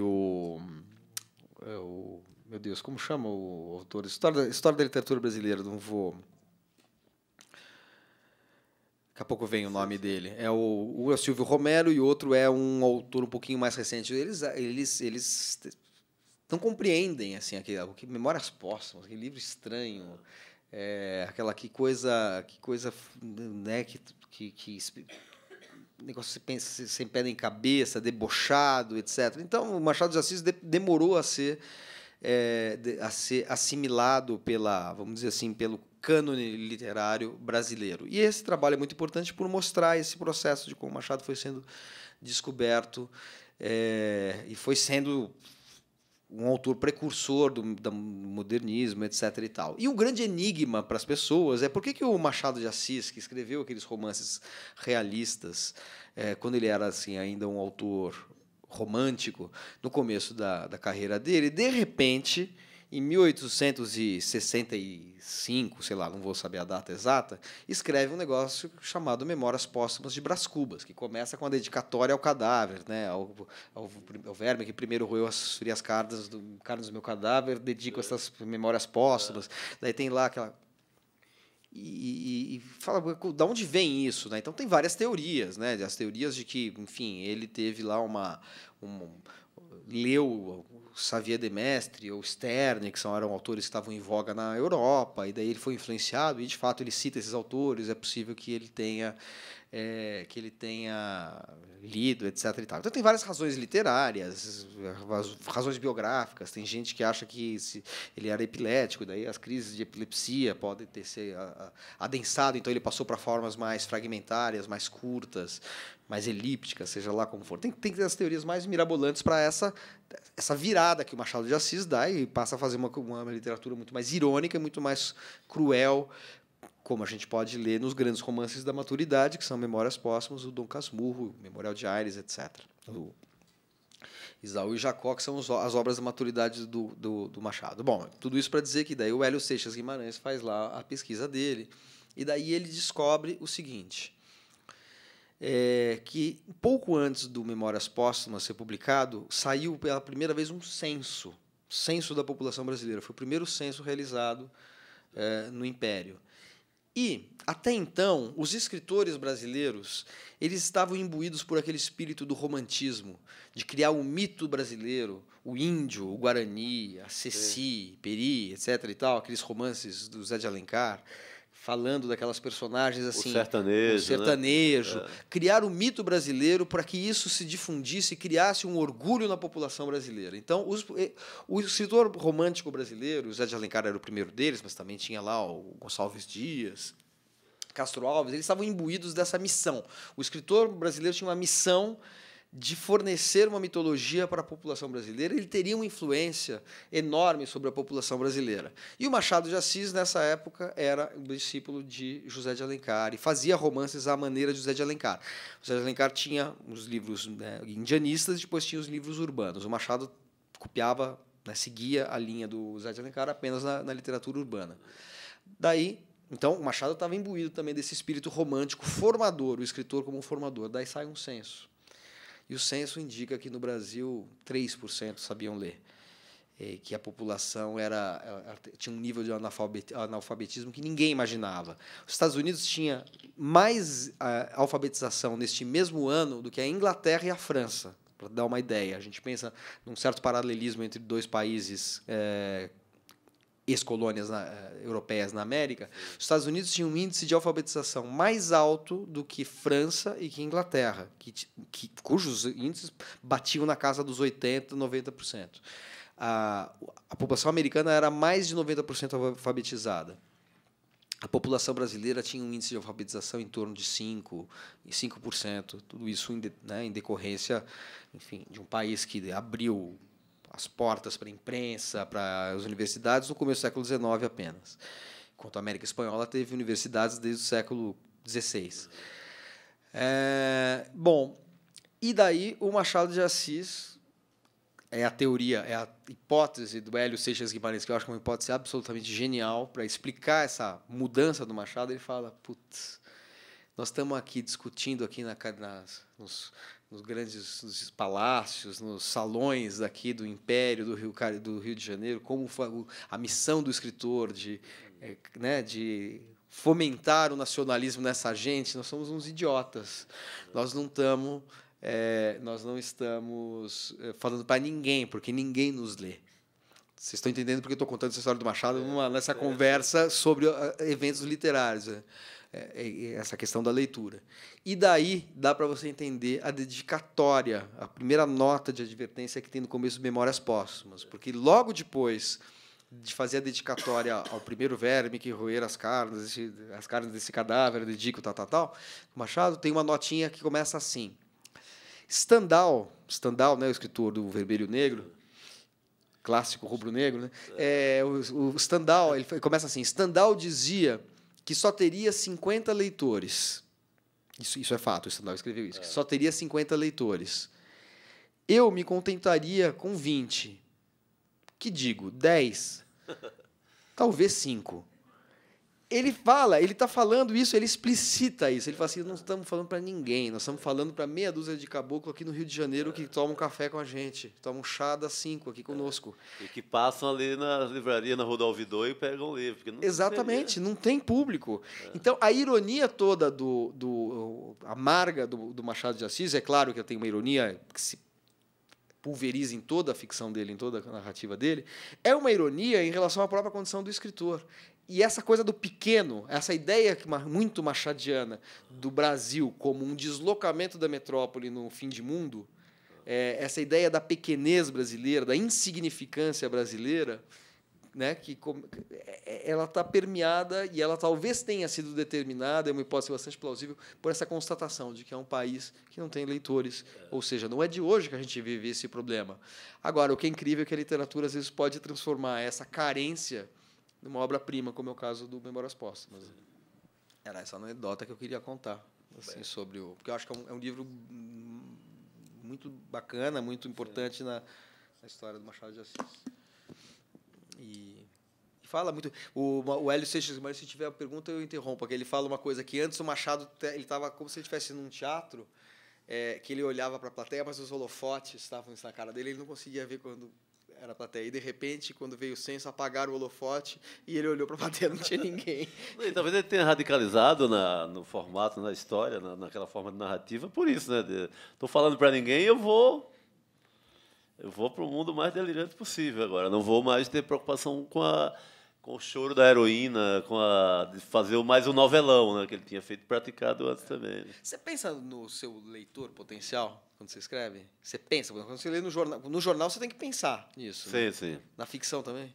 No leitor você sabe, até por conta o jornal tem um perfil, tem uma pesquisa. Uma vez por ano eles apresentam, então você imagina mais ou menos o que seja o teu leitor. Embora isso hoje tenha uma loucura, que tem um leitor que chega via internet, que não é obrigatoriamente mais o leitor do jornal. É o leitor simplesmente porque você falou mal do São Paulo, digamos assim. É um leitor que vem por uma corrente que alguém distribuiu aquele texto, dizendo, vamos massacrar esse cara que ele fala mal do São Paulo. Então, tem um outro tipo de leitor que foge do perfil, quando você falou que você é mais ou menos o perfil do leitor da Folha, tem um leitor o leitor que ele vem pelas redes sociais ou vem pela uma corrente de internet, e que ele não é mais o cara ali que está enquadrado no perfil de um leitor da Folha, classe média paulistana, etc. Ele pode ser de qualquer lugar e ele vem com aquela raiva, com aquela ira. Ele não sabe nem o que você escreveu antes. E não sabe o teu histórico. Eu usava muito uma coisa de secar os times grandes. Usava um personagem chamado Corvo Edgar. E isso dava, assim, ainda continua dando muita confusão com esse leitor que não te lê normalmente, que não é o leitor do jornal, é o leitor que um amigo avisou que o escritor tal falou mal do time dele. Então, esse leitor chega com a fúria do mundo inteiro. Ele não percebe ironia, né? Não percebe, ele chega... Não, ele é ironia zero. Ele acha que você está esculhambando, até porque ele é leitor de um texto só. Muitas vezes esse leitor passa a te ler, te acompanhar, para ver se você continua massacrando o time dele. E ele vai perceber que você também fez a mesma coisa com São Paulo, com Santos, com Corinthians, aí ele vai dar uma aliviada.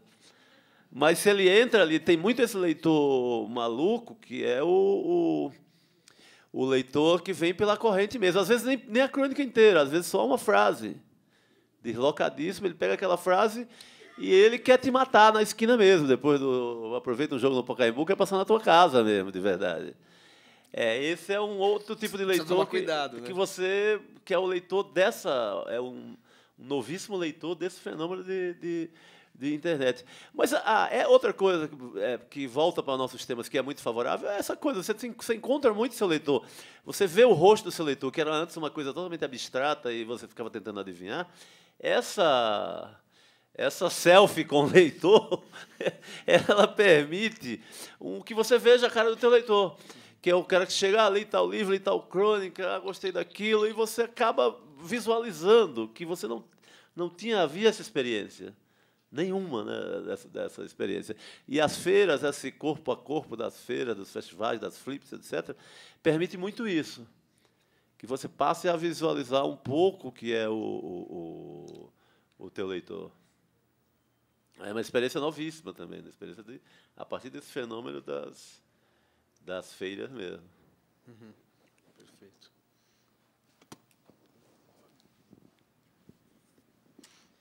Eu fiquei curioso para saber a opinião particular aí de vocês sobre o Machado. Assim como, né, no futebol tem muita gente que fala aí que, né, tem jogadores que foram maiores que Pelé, ou comparam, colocam no mesmo nível que Pelé.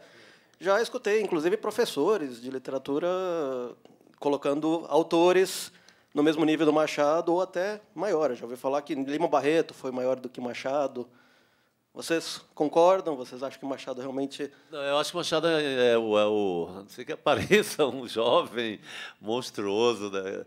Eu acho que porque Lima Barreto é um belo escritor, tem livros geniais, mas a obra inteira Machado é maior, é muito mais vasto, muito mais rico. Na obra inteira, sem comparação. Acho que Machado... Eu gosto muito de... Eu provoco meus amigos dizendo, não, Graciliano Ramos é muito maior, porque eu gosto muito talvez me toque muito mais o Graciliano Ramos, isso na obra dele inteira, seja memória, seja as crônicas, seja os contos, seja qualquer coisa dele. Até Caetés é incrível. Até né? Caetés. Que é um livro considerado menor. É inacreditável. E é muito machadiano, né? Muito machadiano. Aí talvez me toque mais numa escolha, numa eleição maluca, assim, de o que mais te tocou quando você foi se formando leitor. Foi Graciliano Ramos. Não foi Machado. Mas eu reconheço que Machado é infinitamente maior Ele é mais genial em mais livros e durante mais tempo. Ele é mais radical no exercício da linguagem mesmo. Então, é difícil você... Aí, claro que tem os gigantes, né? Guimarães Rosa, você não tem como não botar numa lista dessa. Muitos grandes autores. Mas eu acho que ele é o grande escritor brasileiro, né? Não tem como... Mas temos... A sorte é que temos muitos bons. Né? Muitos... E quando eu estou nesse patamar, assim, né? Graciliano, Guimarães Rosa e Machado, tá bom, né? A brincadeira fica legal, né? A brincadeira fica muito em cima, né? Eu sintetizaria, já que nós temos, por coincidência, se eu tivesse que falar qual eu responderia muito parecido com o Chico. Eu acho o seguinte, assim como o meu ídolo foi o Zico, mas eu não tenho dúvida de que o Pelé foi o maior, o meu ídolo na literatura brasileira também é o Graciliano Ramos, é o escritor que eu mais me toca pessoalmente, mas eu acho que Machado é maior. Assim, não é que é maior, é bobagem isso, mas assim, é o escritor mais completo, inaugural, tem camadas e tem uma densidade ali em todos os aspectos, né? Tem psicologia, tem uma forma muito enviesada de representar o Brasil, de falar de uma maneira engraçada. Você tem uma questão do racismo no Brasil, está toda presente no Machado de Assis, não tem um negro na obra dele. Quando tem lá, é o cara que o Casmurro dava... dava pancada na cabeça. Né? Quer dizer, as questões brasileiras... Ele só escreve histórias de adultério no Rio de Janeiro do século XIX, raríssimas exceções. E a partir desse núcleo básico, ficcional, narrativo, ele consegue colocar coisas ali que representam o Brasil de uma maneira impressionante. Claro que falta muita coisa do Brasil, e por isso existe o Euclides da Cunha, existe o Graciliano. Agora, o Graciliano tem uma outra coisa, né? Ele ao contrário do Machado, é uma depuração perfeita, né? É uma escritura quase osso, assim, que a própria escrita ela mimetiza a realidade que ela representa e, portanto, ela é muito mais intensa, impactante do que uma escrita retórica sobre a condição social do Brasil, sobre a realidade. Na verdade, ele escreve uma espécie de inferno em estado puro, o Graciliano Ramos, e, ao mesmo tempo, tem uma coisa rasgadamente sarcástica em relação à literatura, ao beletrismo, ao mundo literário, quando você lê os Memórias do Cárcere. Né? Acho um escritor incrível. Mas é gozado, né? Você fez uma pergunta cuja resposta aqui é igual. Né? Eu também, o escritor que eu mais gosto de ler brasileiro é o Graciliano Ramos. Mas eu diria que Machado de Assis inquestionavelmente é o Pelé da parada. É o Pelé da parada. Agora, que você acha que Maradona... Quem é o Maradona da parada? Daí pode ser não Brasil. É que o Machado de Assis não é o Pelé, porque ele é Pelé só no Brasil, né? O problema é esse. O né? Lima Barreto tem mundial, muito aspecto, né? Do Garrincha, de ser genial em alguns momentos. Tem até a questão do alcoolismo, que foi muito forte na vida dele, né? Ele era achado nas ruas do Rio, jogado, assim, né? Então, a história dele é muito forte, a história de vida dele, né? Nisso ele lembra, para fazer analogia com o futebol, tem um um garrincha ali por trás, garrincha. um pouco. Tem uma história incrível do Sérgio Buarque de Holanda, que era a seguinte: o Sérgio Buarque era correspondente, vamos dizer assim, representante da revista Claxon. A revista Claxon era aquela revista da Semana de 22, né, posterior à Semana de 22, feita aqui em São Paulo. E o Sérgio Buarque estava morando no Rio e era representante da revista Claxon lá. Então ele ia nas livrarias vender a revista, porque ele era amigo. Ele era bem mais novo, né, do que o pessoal do modernismo. Ele ia lá, né, não é em 22, é um pouquinho depois. Né, a revista surge uns 4, 5 anos depois. Falando besteira? Acho que uns 2 anos depois. O fato é o seguinte: ele ia numa livraria, o Sérgio Buarque, e o cara falava assim, olha, se quiser pode deixar aqui à noite, porque à noite é o seguinte, tem um indigente aqui que eu deixo ele dormir no depósito de livros, então se eu não estiver aqui, se já tiver fechado a livraria, você pode bater na porta que ele recebe para você, porque eu só deixo ele dormir aqui. E era o Lima Barreto. Era um indigente que o dono da livraria deixava dormir ali no depósito, e o Sérgio Buarque conheceu essa história assim, né? Na história dele é muito drama no final da vida dele.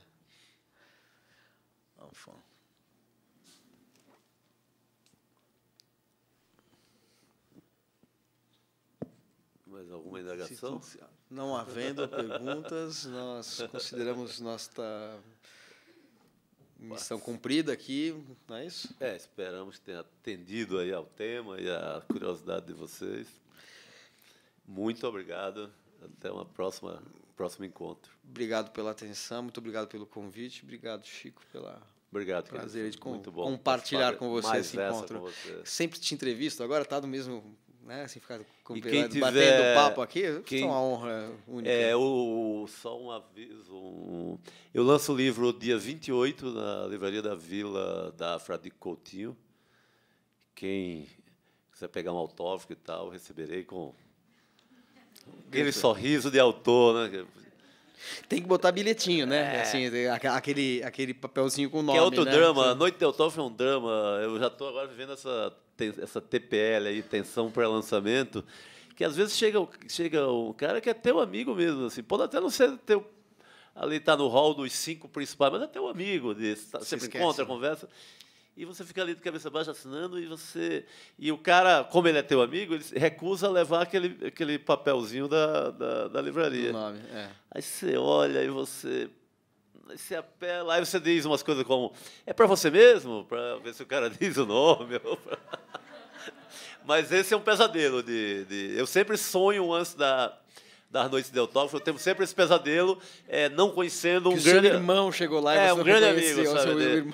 Porque naquela hora de tanto assinar, você perde. Não, eu acho que tem que ser absolutamente obrigatório. Eu falo sempre para a moça lá que está vendendo no caixa, mesmo que seja minha mãe, coloque que eu posso que o seu nome é Dona Maria do Socorro, né, se ela aparece aqui. Agora, eu presenciei uma cena numa livraria,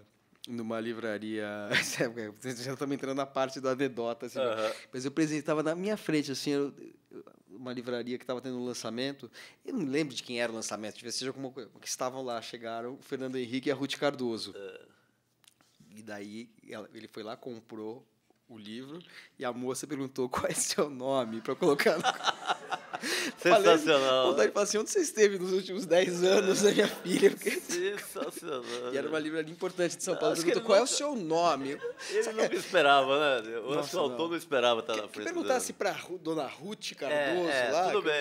Tudo bem. Mas Fernando Henrique Cardoso, o presidente da República, 2 mandatos. Eu só quero sósia lá, como o Felipão, né? Não, é demais. História. Então, estão todos convidados para o lançamento. Dia 28 agora de agosto na Livraria da Vila, da Vila Madalena. Fradique Coutinho. Muito bem. Exatamente. Então, boa noite. Muito obrigado. Boa noite, obrigado. Valeu, Chico. Legal. Eu vou pegar o livro lá na redação. Vou pegar o livro na redação para ler.